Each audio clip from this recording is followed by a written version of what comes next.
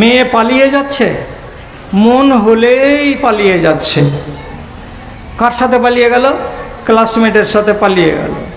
পালিয়ে যে গেলা, তোমাকে কোনো আলেম বলেনি জীবনে যে নিজের বাপের সম্মতি না হলে তুমি পালিয়ে বিয়ে করে যদি 10খানা কোর্টের কাগজ জমা করে রাখো, একটাও মানা যাবে না।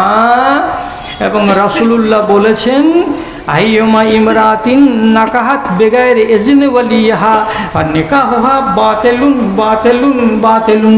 যে কোনো মেয়ে ছেলে তার বাবাকে না জানিয়ে, বাবার অনুমতি না নিয়ে সে যদি বাড়ি থেকে পালিয়ে যায় আর কোনো ছেলেকে, কোনো ধনীর বেটাকে, কোনো চাকরিজীবীকে, কোনো ক্লাসমেটকে যদি বিয়ে করে নেয় আর কোর্টের কাগজ যদি নিজের ব্যাগে করে নিয়ে বেড়ায় যাতে কেউ কিছু বলতে না পারে, তাহলে সেই মেয়ে ছেলেটির নিকাহ বাতিল বলে গণ্য হবে, বাতিল বলে গণ্য হবে, বাতিল বলে গণ্য হবে।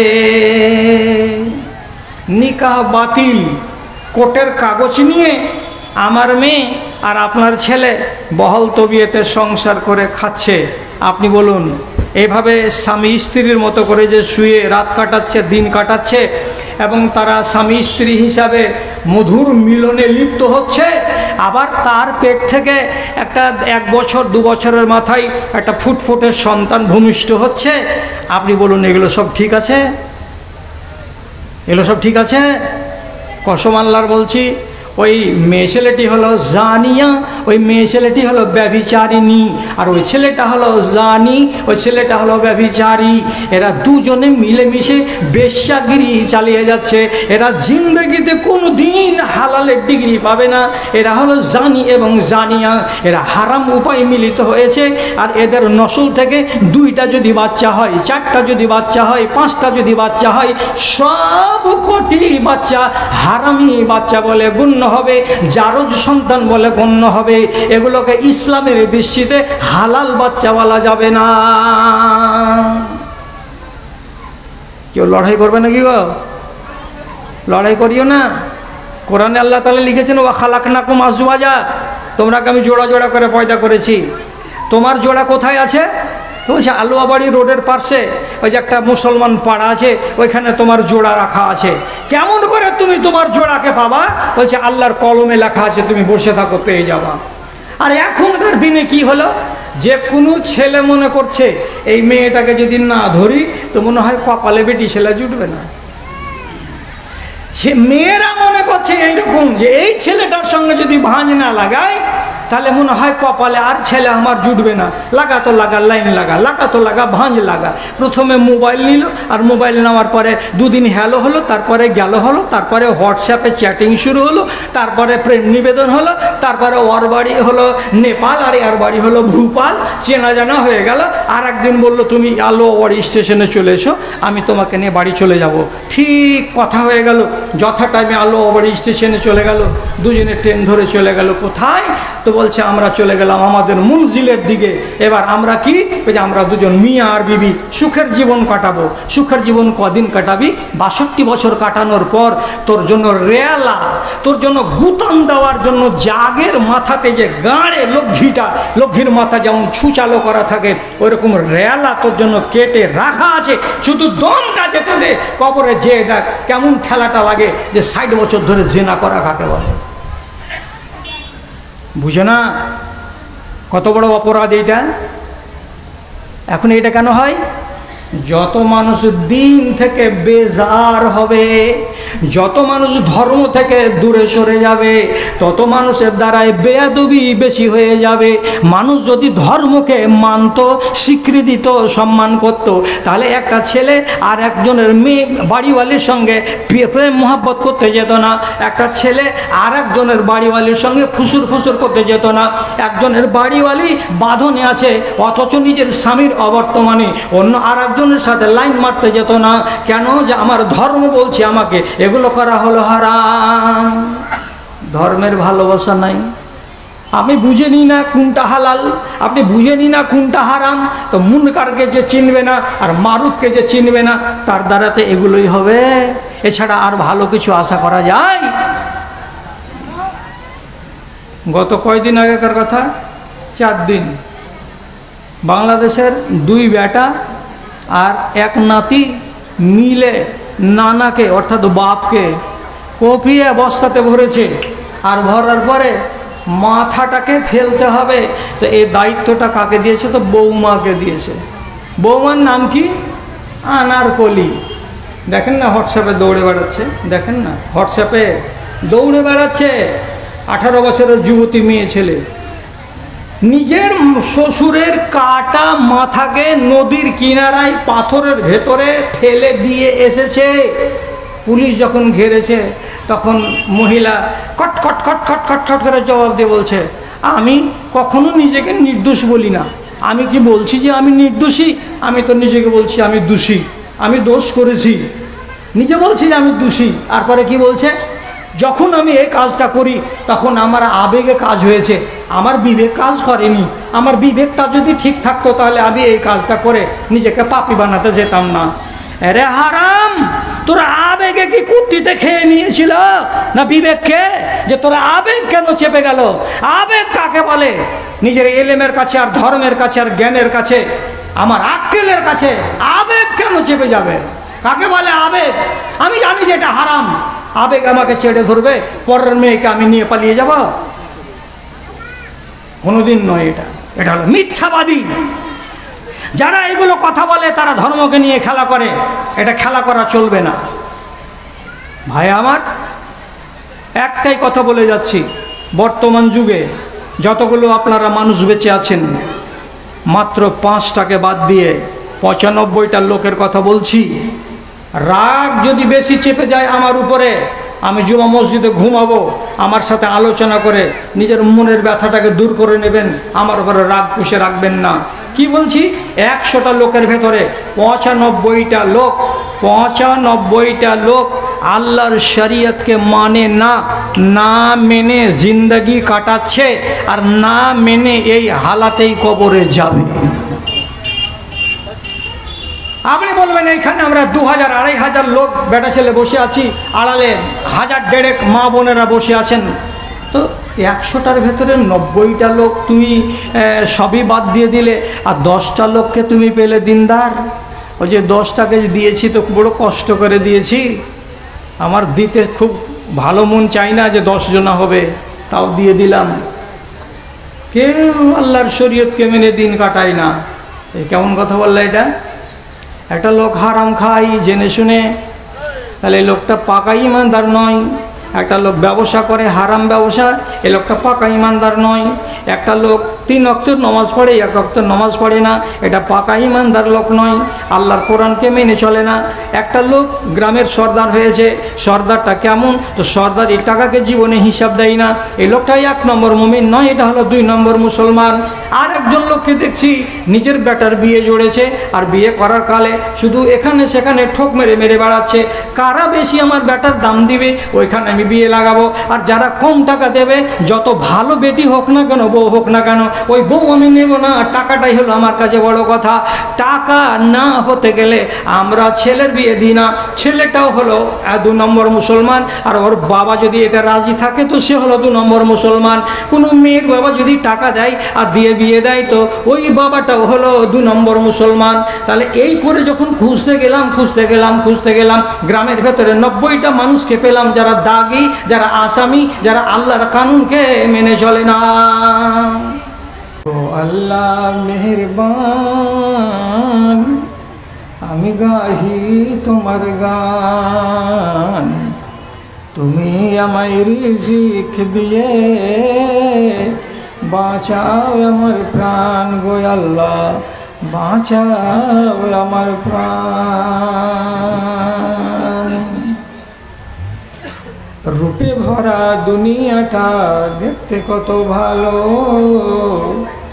দেখবো যে তাই চোখে তুমি দিলে আমার আলো, তুমি দিলে আমার আলো। অনেক দেখি আলো বিহীন, একই তোমার শান, ওগো আল্লাহ মেহেরবান, আমি গাহি তোমার গান, তুমি আমায় রিজিক দিয়ে বাঁচাও আমার প্রাণ গো আল্লাহ, বাঁচাও আমার প্রাণ। তোমার আদেশে দিন চলে যায়, আধার নেমে আসে রাতে, কত যে শক্তি লুকায়ে রেখেছো তোমার নিপুণ দুই হাতে। মহাবিশ্বের তুমি যে চালক, উড়ুক তোমার জয় নিশান। ওগো আল্লাহ মেহেরবান, আমি গাহি তোমার গান। তুমি আমায় রিজিক দিয়ে বাঁচাও আমার প্রাণ। গো আল্লাহ বাঁচাও আমার প্রাণ।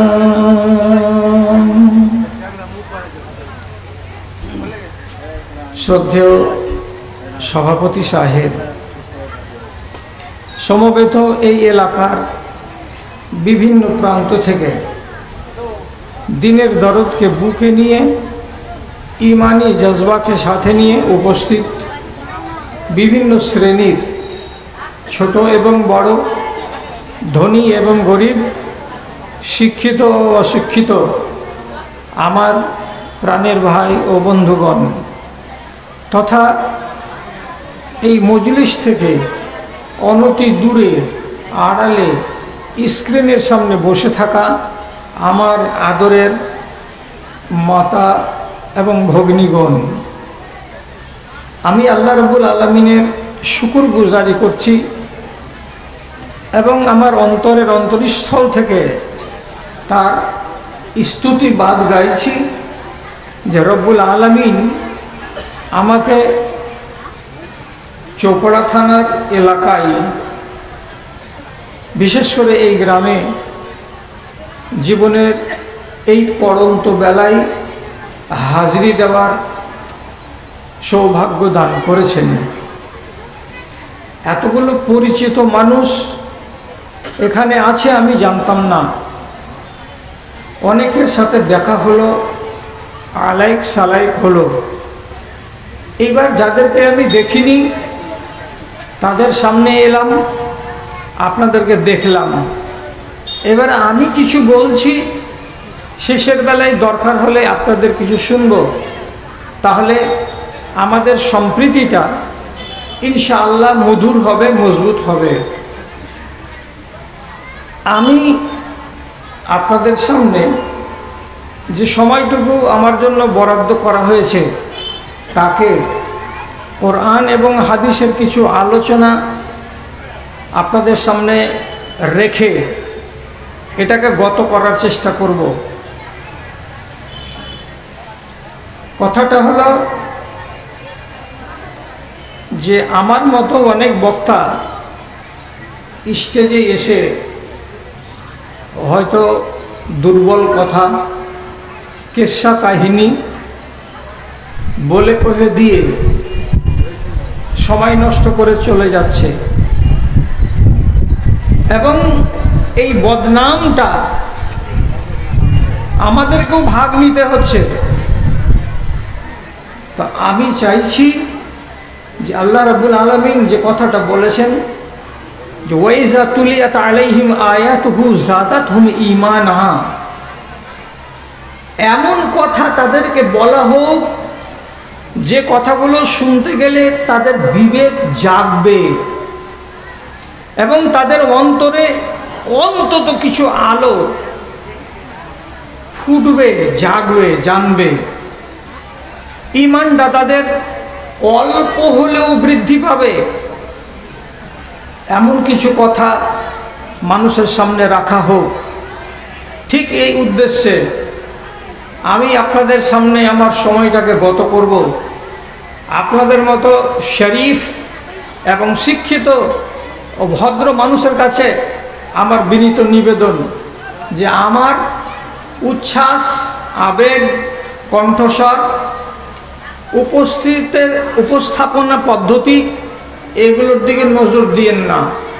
কেন যে আমি এখন 64 বছর রান করছি, ওদিকে আপনার নজর দেওয়া লাগবে না। আমি যে কথাগুলো আপনাকে বলছি সেই কথাগুলোর দিকে আপনি সুবিচার করেন, এবং তাকে আপনি গ্রহণ করবেন না তাকে ছুঁড়ে ফেলবেন, আপনার বিবেকের দরজাটাকে দয়া করে খুলে রাখুন, যাতে করে আমি আমার কথাটা আপনার মগজ পর্যন্ত পৌঁছে দিতে পারি, তারপরে ফয়সালা আপনার। আজ থেকে 1450 বছর আগে যে মানুষগুলো ছিল সেই মানুষগুলোকে মূর্খ বলা হয়েছে এবং ওই যুগটাকে মূর্খদের যুগ বলা হয়েছে, জাহিলিয়াতের যুগ।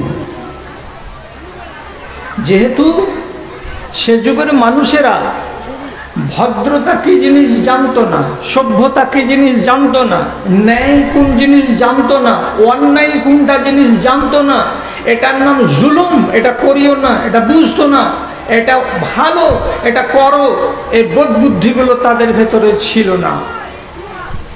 এই জন্য সেই যুগটাকে বলা হয়েছে জাহেলিয়াতের যুগ। আল্লাহ পাক সেই আরব দেশের সমগ্র মানুষগুলোকে ডেকে বললেন, কি বললেন? وَكُنْتُمْ عَلَى شَفَا حُفْرَةٍ مِّنَ النَّارِ فَأَنْقَذَكُم مِّنْهَا। কি মানে? আল্লাহ তাআলা এই 1450 বছর আগেকার লোকগুলোকে সম্বোধন করে বললেন, তোমরা যত লোক এখানে আছো, বিশেষ করে আরব জাহানে, তোমাদেরকে বলছি, তোমরা পাপ করতে করতে, অন্যায় করতে করতে, অবিচার করতে করতে জাহান্নামের দোরগোড়ায় চলে গেছিলে, একেবারে জাহান্নামের কিনারায় তোমরা পৌঁছে গেছিলে। আর একটু যদি দেরি হয়ে যেত তো তোমরা এক নয় দুই নয় ঝাঁক ঝাঁক মানুষ একেবারে আল্লাহর জাহান্নামে তোমরা নিক্ষেপিত হতে, তোমাদের জিন্দেগি বরবাদ হয়ে যেত। ঠিক এইরকম মুহূর্তে তোমরা যখন খাদের কিনারায় দাঁড়িয়ে, তখন আল্লাহ রাব্বুল আলামিন দয়া করে একজন নবী পাঠালেন। তিনি আমাদের নবী রাহমাতুল্লিল আলামিন জনাবে মুহাম্মদুর রাসূলুল্লাহ সাল্লাল্লাহু আলাইহি ওয়াসাল্লাম, এবং তার সাথে সাথে একখানি কিতাব দিয়ে পাঠালেন, তার নাম হচ্ছে কোরআনে কারীম। কি বলা হলো তাতে?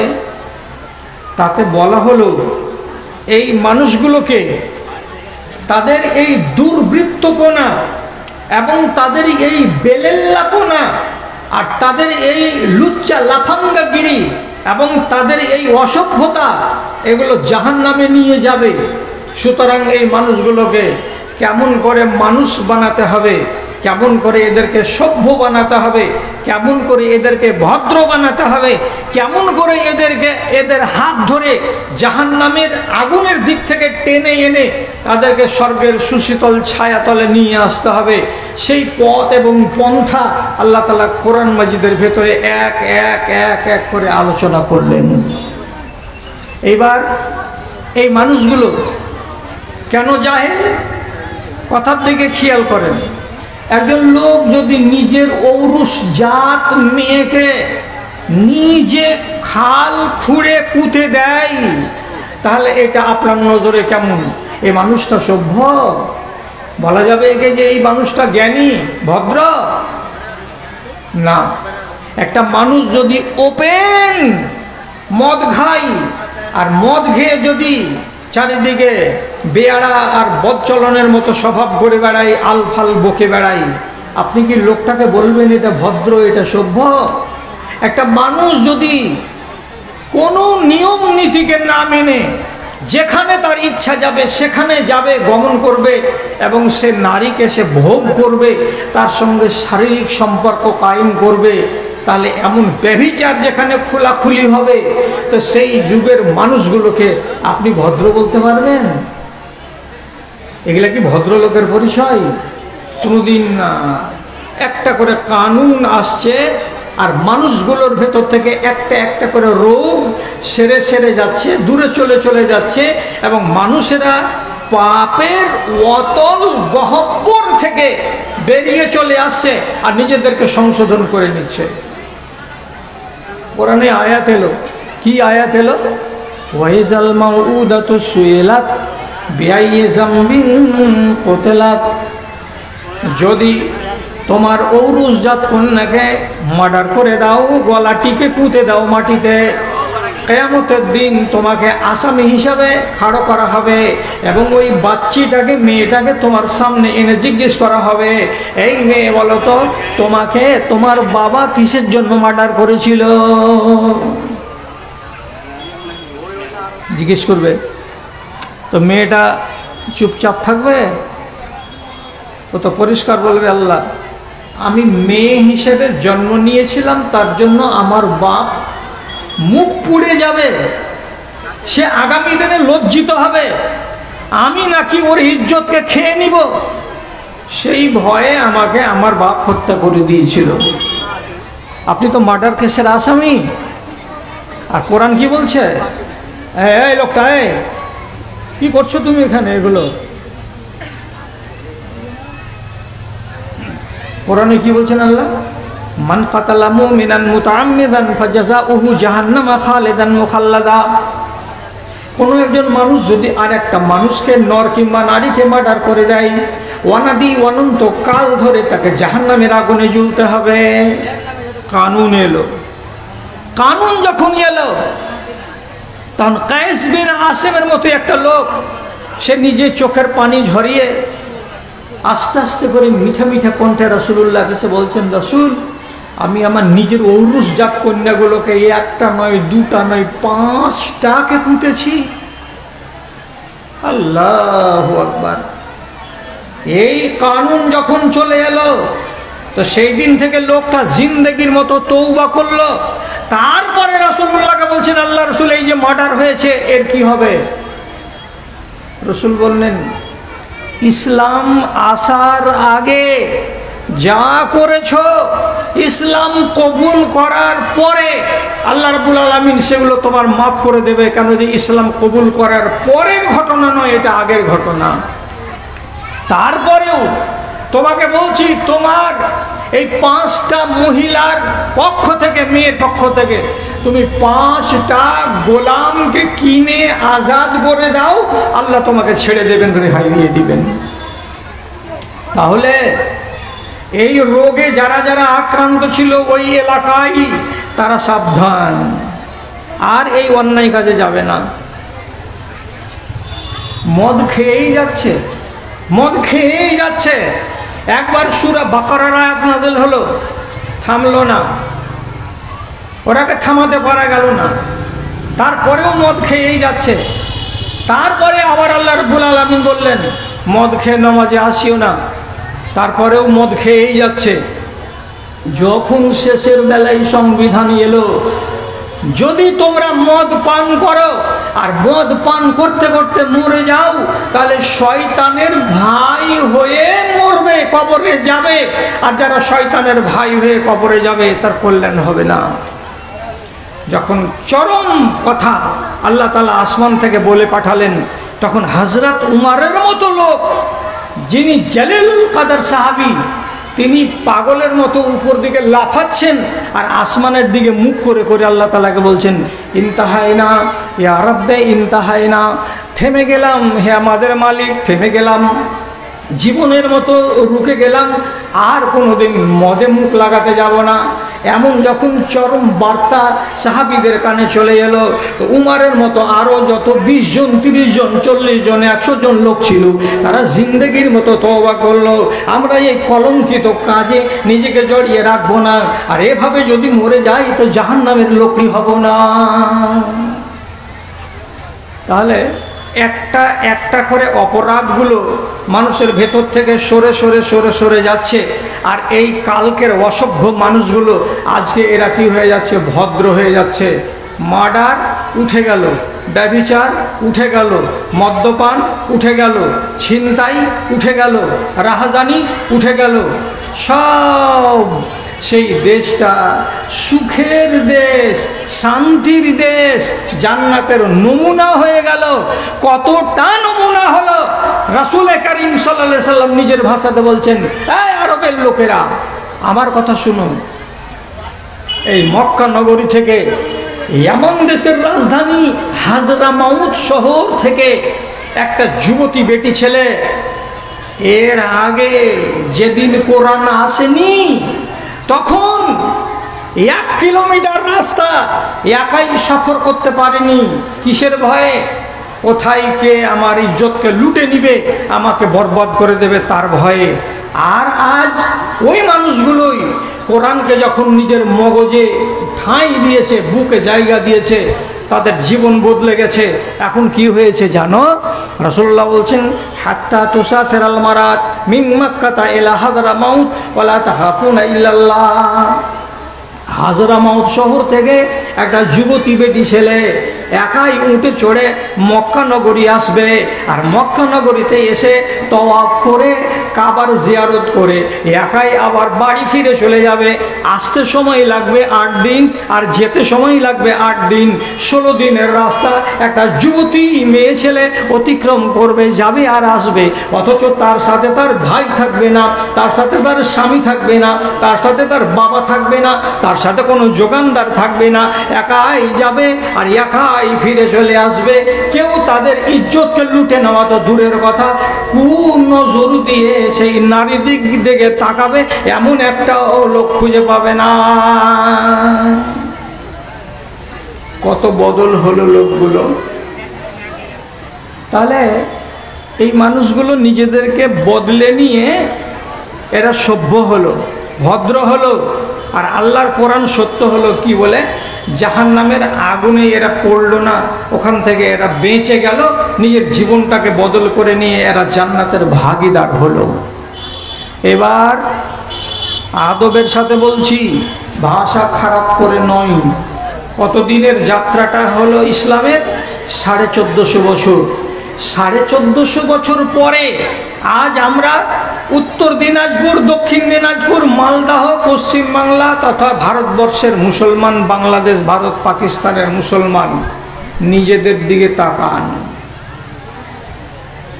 আমাদের বাপদাদারা কোরআনকে মেনে স্বর্গের জীবন লাভ করলো দুনিয়াতে, তাদের আমরা আলাউলাদ, ওরা আমাদের 29তম পিঢ়ি, আর আমরা তাদের 29তম নসল।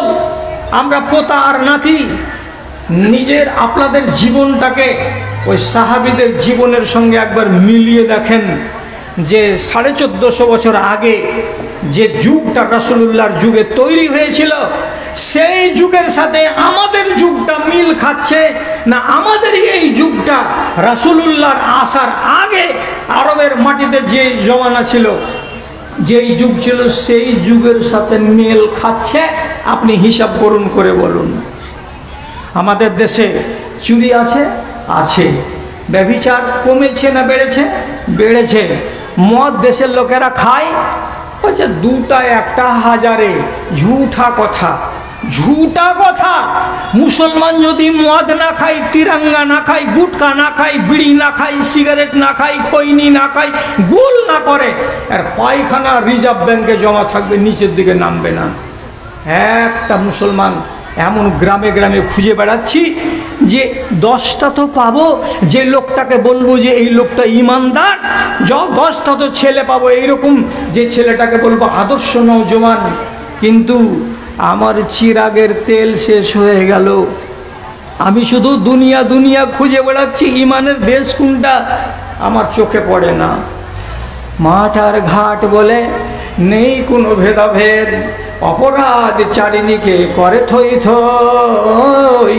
প্রদীপটি হাতে নিয়ে খুঁজি আমি দাঁড়ে দাঁড়ে, হায়রে কোরআনের দুনিয়াটা কই, ইমানের দুনিয়াটা কই। যেন মোরা বাস করি চামড়ার বাড়িতে, ছিঁড়ে খাবে কোনক্ষণ কুকুরে।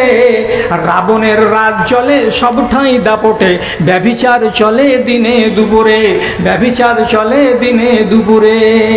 পাপের বিনাশ করে স্বর্গের সুখ দেবে, এমন সুপুর দেশে কই। কই, প্রদীপটি হাতে নিয়ে খুঁজি আমি দাঁড়ে দাঁড়ে, হাই রে কোরআনের দুনিয়াটা কই, ইমানের দুনিয়াটা কই।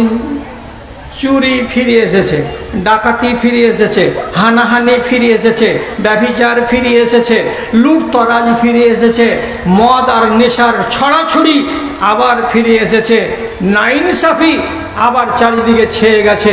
তাহলে আবার আমরা ফিরিয়ে আনলাম কোন যুগটাকে? জাহেলিয়াতের যুগটাকে। জাহেলিয়াতের যুগের মানুষগুলো কি আল্লাহ সূরা আল ইমরানে কি বললেন? তোমরা জাহান্নামের কিনারায় পৌঁছে গেছিলে, আমি নবী পাঠালাম, কোরআন পাঠালাম, এই নবীর দ্বারাই, কোরআনের দ্বারাই তোমরা নিজেদেরকে জাহান্নামের আগুন থেকে বাঁচিয়ে নিয়েছো। আর আজকে 1450 বছর আগে আমার দেশের, আমার জাত ভাইরা, আমার মুসলমান ভাইরা আবার উল্টো পথে যাত্রা শুরু করেছে। এরা হাজার হাজার, একজন নয় দুইজন জাহান্নামের খাদের কিনারায় দাঁড়িয়ে আছে। মানবেন না, মানবেন না? সঠিক কথা বলছি। ইমাম আহমদ বিন হাম্বল রাহিমাহুল্লাহ, উনি তার কিতাবু জোহদের ভেতরে হযরতে আবুল আলিয়া রাহিমাহুল্লাহ থেকে একটা হাদিস বর্ণনা করেছেন। একটু হাদিসটার দিকে কান লাগান তো। তিনি কি বলছেন? সাইয়াতি আলান নাস জামানুন খারাবাত কুলুবুহুম মিন হালাওয়াতিল ঈমান। মানুষের সামনেই একটা দিন আসবে, একটা সময় আসবে, যেই সময় মানুষের অন্তরে, মানুষের দিলের ভেতরে কোরআনের মুহাব্বত থাকবে না, কোরআনের ভালোবাসা থাকবে না। তাদের হৃদয়টা কোরআনের ভালোবাসা থেকে ফাঁকা হয়ে যাবে, খালি হয়ে যাবে। বিনা কোরআনের ভালোবাসায় মানুষগুলো মুসলমান নাম নিয়ে, মুসলমানের চেহারা নিয়ে দুনিয়ায় বেঁচে থাকবে। অন্তরে কোরআনের ভালোবাসা থাকবে না। এক আরেকটা রোগ কি? যেটা তাকে বলা হয়েছে আল্লাহর পক্ষ থেকে করতে, সেটা যদি না করে, যেমন এই নামাজ কেন পড়ো না? কেউ যদি বলে এই ভাই নামাজ কেন পড়ো না, তো তাহলে তার জবাব কি দিবে? ও তো বলবে, এই মন্দির সাহেব কত প্যাটার প্যাটার করছো কেন? আল্লাহ তাআলা নিজের নাম কোরআন মাজিদে রেখেছেন গাফুরুর রহিম। তিনি অধিক ক্ষমাশীল, অধিক ক্ষমাশীল আল্লাহ। তাহলে যদি নমাজটা নাই বা পড়ে থাকি, তাহলে আমার মতন আমজাদ আলী আর আমার মতো আরশাদ আলী আর আমার মতো জুনাব আলী চেহারাতে এতটি দাড়ি রেখেছি, আল্লাহ আমাকে মাফ করবে না? খেপা হয়েছে তুমি। তো এই চোরের গাল ভরা দাবিটা দেখেন তো কত বড়। নমাজের বেলা ঠন ঠন, আর আশা কত বড় যে আল্লাহ আমাকে মাফ করে দিবে। ওকে যদি বলা যায় রোজা কেন রাখো না, কি তুমি জবাব দেবে কিয়ামতের দিন আল্লাহ তাআলার সামনে খাড়া হয়ে? তখন মশলা দিবে কি বলে? শোনো রে শোনো, শিরিকের গুনাহ করে যদি কেউ মরে, শিরিকের গুনাহ করে যদি কেউ মারা যায়, তাহলে মাপ পাবে না। আর আমি যদি রোজা ছেড়ে দিয়ে থাকি, তো এটা শিরিকের গুনাহ নয়, এটা হলো বড় গুনাহ। শিরিকের গুনাহ মাফ হবে না, বাকি যতগুলো গুনাহ আছে মাফ হয়ে যাবে। অতএব আমি রোজা রাখিনি তো কি হলো, আল্লাহ রাব্বুল আলামিন আমাকে মাফ করে দেবেন। বারে এত সোজা কথা, ষাঁড়ের মতো করে ঘুরবে আর মরার আগের দিন বলবে আমি পাকা মুসলমান হয়ে গেছি, আল্লাহকে ধরে নিয়েছি, আর নেওয়ার পরে মরে যাবে, বলবে আল্লাহ আমাকে সব মাফ করে দেবে। এত বড় জাহেল আর এত বড় মূর্খ গাছে ধরে না মাঠে ফলে? বলেন তো। সেই হালাতটা আজকের জমানাতে চোখের সামনে দেখতে পাচ্ছি। আপনারা কি চিনি না? আপনাদের মন মানসিকতা কেমন আমি জানি না, যার কারণে আমাকে ভেবে চিনতে কথা বলতে হচ্ছে। খুব সংযমী হয়ে কথা বলছি। একটু আমার কথার দিকে লক্ষ্য করুন। রাসূল করিম সাল্লাল্লাহু আলাইহি সাল্লাম একটা পবিত্র হাদিসের ভেতরে বলছেন, কত সত্য কথাটা আর কতখানি আপনাকে লাগছে সেটা আপনার দরবারে রেখে দিলাম বিচার করার জন্য, আপনি হ্যাঁ আর না ফয়সালা করবেন কাল সকালবেলায় চায়ের দোকানে আপনার বন্ধুর সামনে বসে। নবীজি কি বলছেন? ইন্নাল্লাহা ইয়াকবিজু শারীতাতাহু মিন আহলিল ইলমি ওয়া ইয়াবকা আজাজাতান। আল্লাহ রাব্বুল আলামিন এ দুনিয়া থেকে যেগুলো আহলে ঈমান হবে, যারা নমাজি হাজি হবে, গাজী হবে, পরেজগার হবে, দিনদার হবে, আল্লাহওয়ালা হবে, তাহাজ্জুদ গুজার নর হবে, নারী হবে, এমন নেককার মানুষগুলোকে একটা একটা একটা করে তুলে নেবেন, আসমানে উঠিয়ে নেবেন, কবরে পৌঁছে দিবেন। এরা মরে যাবে, তারপরে ওদের বাড়িতে, ওদের গ্রামে, ওদের টোলায় বেঁচে থাকবে কারা? তো রাসূলুল্লাহ বলছেন আজাজাতান, যারা পাতান তারা। আসলটি মরে গেল, বেঁচে থাকলো কারা? আজাজাতান, যারা অপদার্থ, যারা ফালতু, যারা ছাই, যারা পাতান, যাদের কোনো মূল্য নেই, যাদের কোনো জ্ঞান নেই, এই সমস্ত মূর্খ জাহেলরা সব বেঁচে থাকবে। আর ওদের দেশে গ্রামে আল্লাহওয়ালা নেককার ব্যক্তিরা আস্তে আস্তে আস্তে আস্তে সব মরে যাবে। যেই লোকটি বেঁচে থাকবে, এই জাহেলগুলোর পরিচয় কি? রাসূলুল্লাহ বলছেন লা ইয়ারিফুনা মারুফান ওয়ালা ইউনকিরুনা মুনকারা। ওই লোকগুলো যারা বেঁচে থাকবে তারা কেমন? তো নবীজি বলছেন ওই যুগের ছেলেপেলে বলো কোনটা ভালো কাজ সেটা তারা বুঝবে না, আর কোনটা মন্দ কাজ সেটা তারা বুঝবে না। কোনটা ভালো কাজ চলো আমরা মিলে জুলে করি এমন কথা বলবে না, আর কোনটা মন্দ কাজ এটা করতে হবে না বলে দূরে চলে যায় এমন কথাটা বলবে না। কাকে বলে ভালো তাও বুঝবে না, আর কাকে বলে মন্দ তাও বুঝবে না। এই রকম ছেলেপিলে বেঁচে থাকবে ঝাঁকে ঝাঁক। এরা শরীয়তের কিছু মানবে না, শুনবে না, কিছুটাই তারা বুঝতে চেষ্টা করবে না। এটা যে ভালো করি, ওই যে ভালো বলে জানি না, এটা যে মন্দ এটা করতে হবে না, ওই যে এটা জানি না। আপনি রাগ করবেন নাকি? যদি রাগ না করেন তাহলে বলি